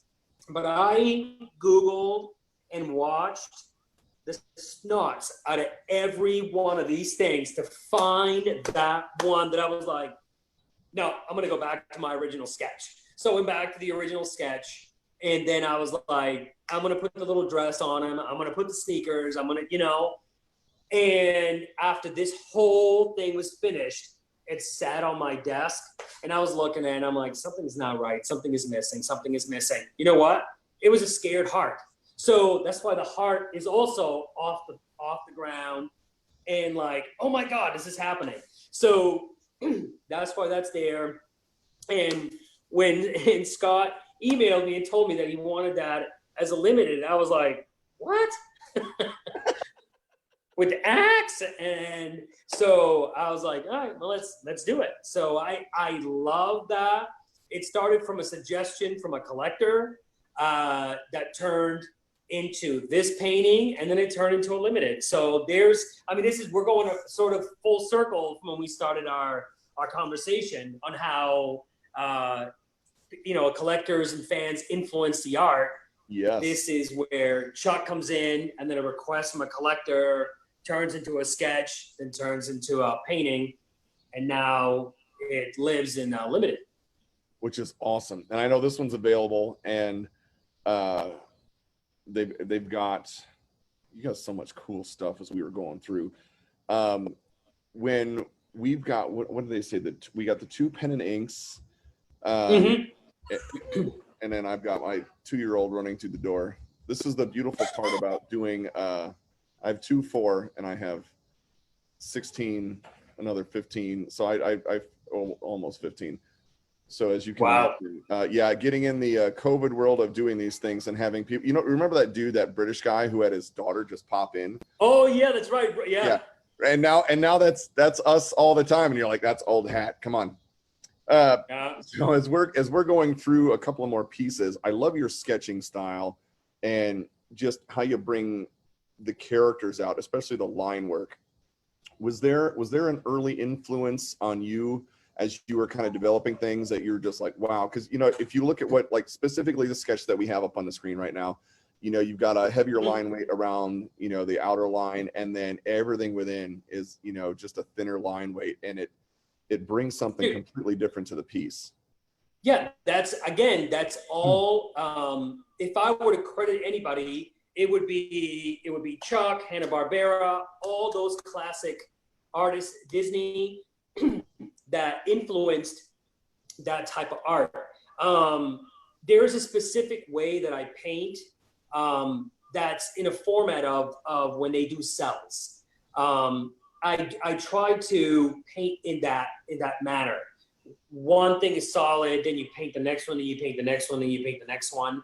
If you could peel, there were layers to my artwork, it would be sort of done the way the cells are done. You know, you could easily peel layer 1 and the hearts are removed. You could peel layer 2 and then you can, Marcenivo's gone. You know, and then it's just the elephant and the tree. And that's the way I paint, because I watched how those were done. And that was the most comfortable way that I felt in painting. I watched a friend of mine named Gabe Leonard. I watched him paint, and I think to myself, like, how is stuff dripping and you're painting and you're like, I can't do that. You know, it's to me, that's too messy. It boggles my mind, but I like the way the classic cartoonists kind of did things in layers, you know? And that's just the way I do things. But the line work comes from that. That's where the line work, it originated in my mind. I love that bold outer line. And it's, you see it in, you know. Yes. Yep. In him. But the inside lines are thin. And that's just because I paint the inside of them, not a solid white, but there's grays and, you know, there's a shading to it. So the lines are thinner. But the outer line and the way things are done, it's all based on, when I do the pen and inks and the paper pieces, it's all that's where it all heavily influenced. So we've got, and I love that. To me, I enjoy hearing other artists and what they put into it, why they use the styles that they do. I think it's fascinating. You've got again, viewers, for anybody watching on Facebook Live, or if you're in the Zoom chat with us, you can pop a question in, or, you know, feed it through the Facebook link, and they'll get it to us. So we've got a question from a viewer, and they're asking, what about a series of like an ode to fairy tales? Oh, that's I'm sure we just discussed this a couple minutes ago. It's if I had $1 for every idea that I've had that doesn't come to fruition, I would just live off that. I think I did a Van Winkle, you know, where he's at the bottom of the tree and his beard's long. Yeah. I've done that, but I would love to tackle fairy tales, or even you know, things about vampires, or Dorian Gray. You know, there's a lot of things that I think are so fitting to Marcenivo, Jekyll and Hyde. But things like that would be historical figures too. You know, I've thought of doing like Marcenivo's Abraham Lincoln. How freaking amazing would that be? You know what I mean? And tall hat and the long beard. You know, it would be amazing. But then it's the craziest thing, because I think I'm gonna do this today, and I shouldn't think it out loud, because the minute I say that, my wife is like, hey, here's 37 orders. And I'm like, well, that's not gonna happen today. Maybe tomorrow. Right. So it's, you know, knock on wood, it's good. And it's, you know, I plan on doing this for the rest of my life. So. Well, and I was gonna say, it doesn't sound like you have a shortage of content that you could do. No. It's this thing works overtime. It's crazy. So if you know, I'm only actually 27 years old. You what? I said I'm actually only 27. Is that, hey, I mean, you have far less gray than I do, and I'm 41. So if that tells you anything, you could go for 27. I would buy it. Yeah. No, it's the lighting. It's the lighting, man. That thing goes down. It's like a prune with hair. It's horrible. You're like, someone get me the moisturizer. Come on. Yeah. So, exactly. You know, you've done a lot of great kind of mashups on things with Marcenivo, and, you know, like I got it right. I almost said Marcenique because you got into like Disney and stuff, and I'm thinking Marceline, and then I went Marceline and Marcenique, and I'm like, no, that doesn't make any sense. Like Gossamer. I love the painting of Chuck that he does, you know, and he's got that class in his style, and it's him with Gossamer and the nails, right? And you put Marcenivo into that scene, which we've got on the catalog, which you guys can see on the link. I love, like, those are classic, just, it encapsulates what, like, you can watch that whole cartoon. That's the moment that you'll remember from that cartoon. Yeah. It's for sure. And strangely loving it is, you know, there was a, I think there was a time too when, you know, men couldn't get pedicures or manicures or get your hair done in a specific way, or, you know, or trim your beard or whatever it is. But I thought that just captured that. That's the first thing I saw when he's just painting his nails. Yeah. I didn't think of, I thought like, I would love to just have the perspective view of someone from that time. That thought, why is he painting his nails? Why is he acting like that? But today we all do it. You know what I mean? It's you do those things. That's, you want to take care of yourself. And I love, that's why he's strangely loving that. He's just, I'm sorry, I like this. Yes. Do him up, you know? And the fact that he can switch and go from a moment where he's being chased by a monster and flip it on the monster to sit exactly and give him an entire pedicure and a makeover. Well, that's what I love about the humor of Chuck and his team and Mike. Exactly. Those are, yesterday I had a conversation with my friend David Corbett, and we talked about that. We talked about just the imagination, how you could go, you're doing one thing and all of a sudden, boom, flip the script, and then you're in this position. Why? Because that's imagination. That's what you enjoy. You know, those are things that make you stop and think and make you laugh and smile and sad. That's the part of that where I think, you know, for me, watching these cartoons still today, it's just, like I said, you go down a rabbit hole. You just like, boom, watching another one, boom. And YouTube is the worst. It's like crack. You're like, oh my God, I haven't seen that since I was like 12, boom. And then you're onto the Smurfs, and then you're onto the Care Bears. And I'm like, I'm 48 years old. Why am I watching the Care Bears? And then there's He-Man. And then, you know, you're just going down one thing after another. And it's just a beautiful nostalgic trip that you just get caught up in.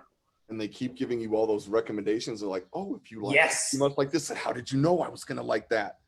I could watch the Batman animated series all day long. It's like at 2 o'clock in the morning, your phone goes, bling, and your wife's like, who is that? Oh, that's YouTube telling me Smurfs episode 86 is on.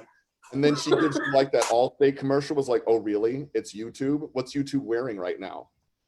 Yeah. Jake from State Farm. All right. Care Bears from YouTube, whatever you say. And you're like, no, I swear, look, I'm watching it right now. Yeah. And then she starts watching it with you, and it's 2:40 in the morning, and they're you know. Yes. That is a fact. She's looking at me going like, we have done it. Yep. Yeah. I've been there myself. So I got a question from Mike. And Mike asks, you've got floating chunks of earth in your works. What's the meaning behind that? So a lot of those are older, some of those are older pieces, but the floating earth is solitude. It's just your place that can't be reached by anybody else. That's what those pieces are. So you know, if you see, I think, I'm trying to think of one, Leap of Faith is one, I think, that had a little floating earth, but that's what the little island in the middle of nowhere, that's what it stands for. It's your place of solitude. It's just you. Nobody can get to you. That's your peaceful place. So have you incorporated some elements in before, you know, like previously, that maybe you're like, you know what, and it was maybe a one-time thing where you almost just kind of stuck your flag on the ground, you made a statement, you dropped the mic, and then you walked away, and that was it. It was only going to happen once. So like something like maybe a floating earth type thing, or you know how you got so much that you put in and there's all that meaning to it. You've got a lot of reoccurring stuff. Is there something where it just, you're like, I'm really only going to say this once? Oh, that's a good one. That's a good one. Yeah, there's a piece that just stuck out in my mind is it's Marcenivo at the edge of a cliff, and he's dropping bombs on people. And that's the only piece that I can recall where he's actually like just releasing bombs. I had done also a piece about the 7 deadly sins, and it's just a heart, and he's standing in front of a pole, and there's signs all stacked up, and they're all pointing in different directions, and it's all the sins. So that's basically that's life. It's like which one of these do I pick? Where do I go? There wasn't hope on there. There wasn't enjoy life. These are all just the deadly sins. So that's one where I had done that. And I think the other ones too is like the Rebel or the Outcast series. I've done 3 where it's Marcenivo on a tricycle. The tricycle's black, and he's got a darker tone, and it's either my way or your way, or easy or hard. In those pieces, basically, they're not the typical lovey-dovey, positive and hope. They're more about you as an individual making a choice in life, whether you're going to lead or you're going to either follow what everybody else does, or you're going to be a leader.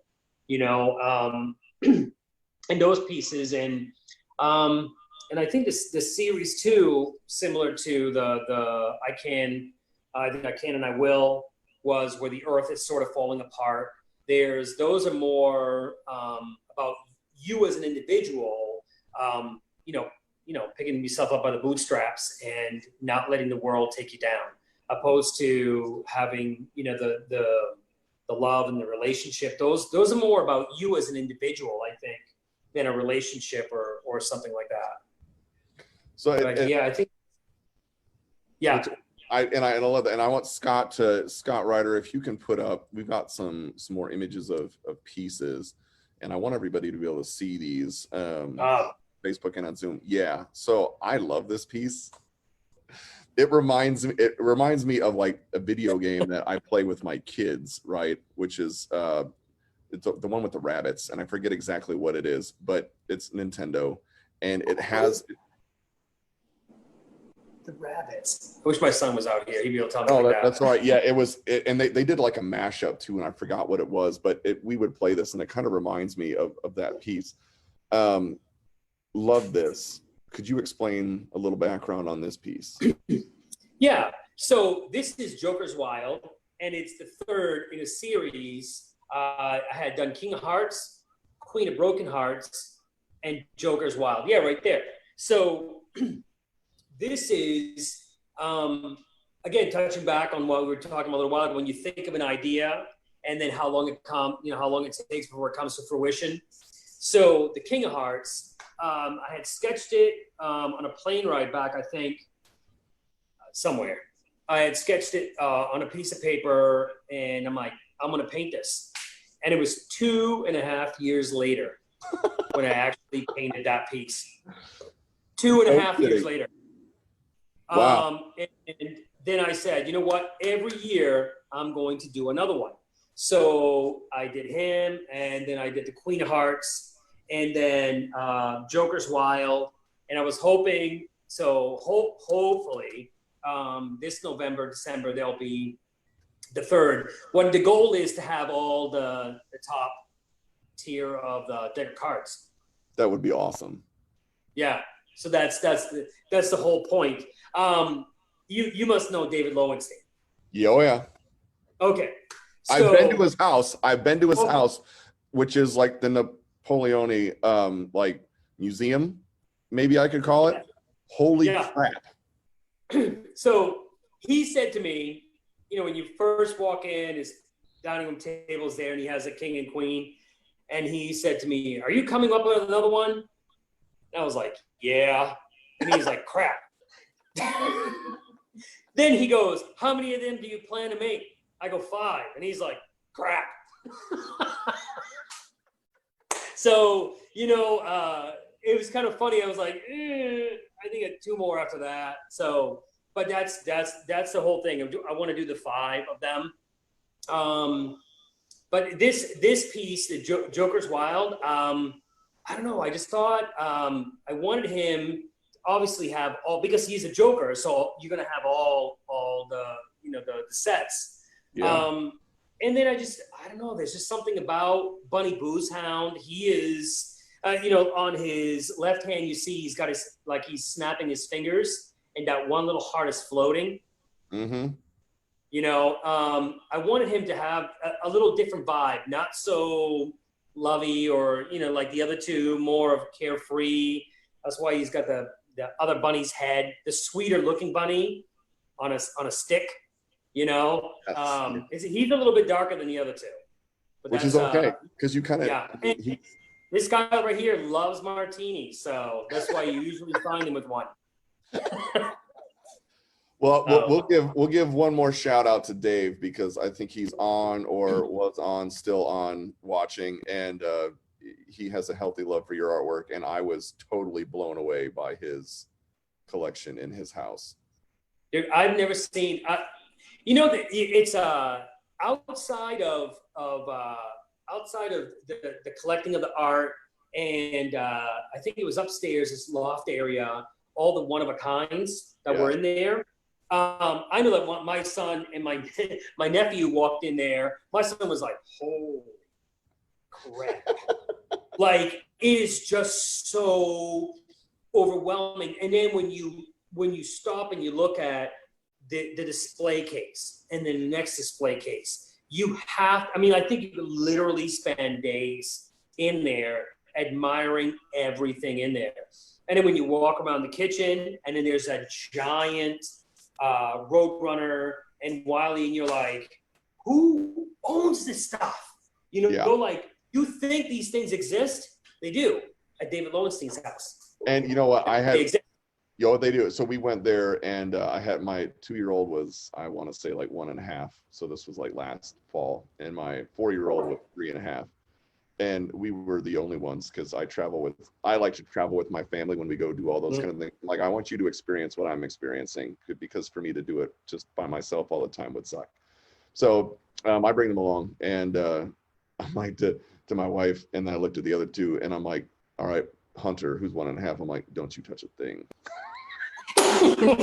I'm like, you can have some grapes, you can have some crackers, you can have some cheese. And I'm like, and you don't touch those walls. No. So, but Dave was he's one of the nicest guys you'll ever meet. And I love his passion for collecting and what he does. So, as we kind of bring that up in people that you meet, right, and experiences that you have, Dave being the pinnacle, right? Is there something as you've gone around, like especially maybe a moment that you've shared with, family, whether wife and bringing your kids, or just you and your wife, or with a collector, that you were just kind of, not that you don't need any validation for what you do, but it makes you feel something like, I'm why your purpose is, and you're doing it, and you just feel in that moment like man, I'm blessed. And in a way that you didn't even think, it just kind of comes over you, like yeah. Well, I think it was the again, to go back to David, it was the I met him multiple times. I think at Chuck, at Irvine, multiple galleries. He had flown out with him and the guys, and we had talked, and he always wanted Nicole to come, but Nicole was my son, my nephew, and my buddy Dan was traveling with me, and he invited us to his house. But I think to me was walking into his home, how gracious he was. It's the, you tell your kids, this is what I do, this is where I go, this is how people react, and this is how people treat you, and this is how people admire the artwork.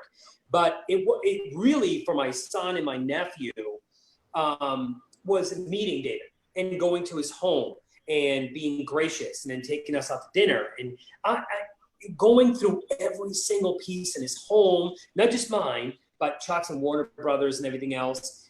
I think my son and my nephew got an understanding of why I travel so often, why, you know, the people that buy the artwork and why they like the artwork.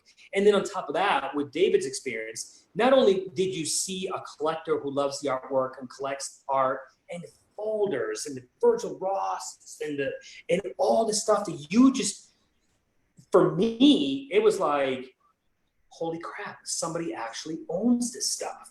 Somebody actually has this and they're sharing this with you. But they were there and they noticed, and then they got to not just that, but you got to see who he is. How there were points he talked about his collection and who he is and how he got started and what he does. And I think that was the point where my son, I think it was the first or second year that he had traveled with me, that was like, that is the most amazing thing I've ever seen in my life. That was just like, that is the coolest thing. And I think that was an understanding of, now he's 21 years old, going to be 22. Nikki has been traveling with me for about 6 years. And now, and she's met David a bunch of times. You get to meet these people that collect your artwork, and then it's just more than just a collector. You know, you meet them and you shake their hand and you give them a hug, and then you go out to dinner afterwards, and you're not talking art. You're talking, you know, you're talking their business, your family. And I think that's the part of what I do that I enjoy more than anything else. I know I have to create the art, which gives me the, you know, the avenue for that. But it's the meeting of people like David and Ali Webb and Trisha Webb. Oh my God, Corey Taylor from Mass. Yeah, I can't even. I'm like, my mind's You can't boggled. forget any name now. You got to list it all. Yeah. It's you just start going through these people that collect the art, and they, oh my God, Brad and Jamie, and they just come, the Rodriguez girls that always come to the shows, and I wish I remember his name, his father and his son that kind of stand there for 4 hours. And I'm like, are you guys okay? Yep, we're just waiting our turn. And then I'm like, what number are you? We're number 12. I'm like, you're number 12? I'm like, I'm 47. They're like, yeah, we just enjoy watching. They never took their turn. Like, they literally watched, you know, somebody else. And that part of all of this is the part I enjoy. I think that's there is no certain individual, people that always come, and in the relationships they built too. That's the other part that blows my mind. The people in line, because they're standing there for 3 hours. They're like, this is my new best friend now. Thanks to you for taking so long. But it's this is a gift, man. This is what me and you do for a living. How fantastic is that? And you know, and that brings up, we're almost, unfortunately, because you're one of those people that you could hang out with pretty much the entire night, right? Dude, I'm gonna tell you this, man. I know we don't have another show scheduled between Chuck and I, but I would do this again with you in a heartbeat. And I would double down on that and say anytime, because there's just there's a quality, and getting to do this and interview other people as Craig and I have done these creative side chats has been awesome, because you kind of figure, when would we'd be in San Diego hopefully right now, you know, at ComicCon and doing it. But the fact that we can do this anytime, and we kind of figure this way out of just reconnecting with people, even if we can't be there in person, I think is pretty amazing. Yeah. You know, and I've got questions and queries for, you know, more down the road, and because I would love to know, as you know, as an artist, who would you want to collect, you know, and those kind of things, like what would inspire to put something on your wall. And I'm getting something from Scott before and I can't leave this. It says you promised something to Tashi in Santa Fe. Yeah, Tashi's my boy. So I don't know what you promised to him. No, it's I'm gonna send him some of these Stan Lees and some pens. I'm gonna hook my boy up. He's my man. He is. Well, and he's a Cubs fan, and like, look, man, I waited, you know how long I waited for a championship? A long time, right? Will I ever see one again? I don't know. But we did get one, and so I'll take that. So Tashi is a fellow Cubs fan, and we share that affinity. I just want to say, Scott, if you can put real quick, Ryder, up one more little round as we kind of close out here with Fabio. Dude, for especially like you can meet some people sometimes, right? And there's kind of like an instant hit off, and they're just natural, down to earth people who are very cool, and you just get along. And I can tell the entire audience from a fact of I've never had the pleasure of meeting you in person. Man, you are as solid as it comes, and what a delight it has been. Like I could nerd out with you all day long, but like there's so much to, and what I appreciate, you know, is the thought and the purpose that you put into your own work, you know, shows, you know, you and your family, the stories, how that comes along. I have a great respect for you, even in the short amount of time I've been able to get to know you. Appreciate it. Speaking artwork wise, I'm speaking just as a human being, as a family man, dude. I have a great amount of respect for you, and it's been an honor and a pleasure to sit here with you tonight and play with thousands of people all over the place watching. So I want to thank you so much for being a part of Chuck Jones Gallery Comic-Con at home. Yeah, dude, it's 100% right back at you.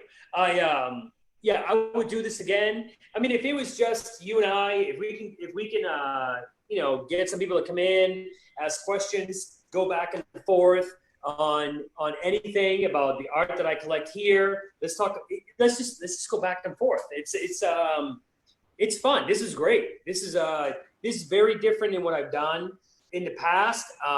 It's a very comfortable. It's not very often that I'm able to just sit and have a conversation with another artist. I can't think. I don't know. Can you think of another time that's ever happened? No, this might be the first time where we just sit here.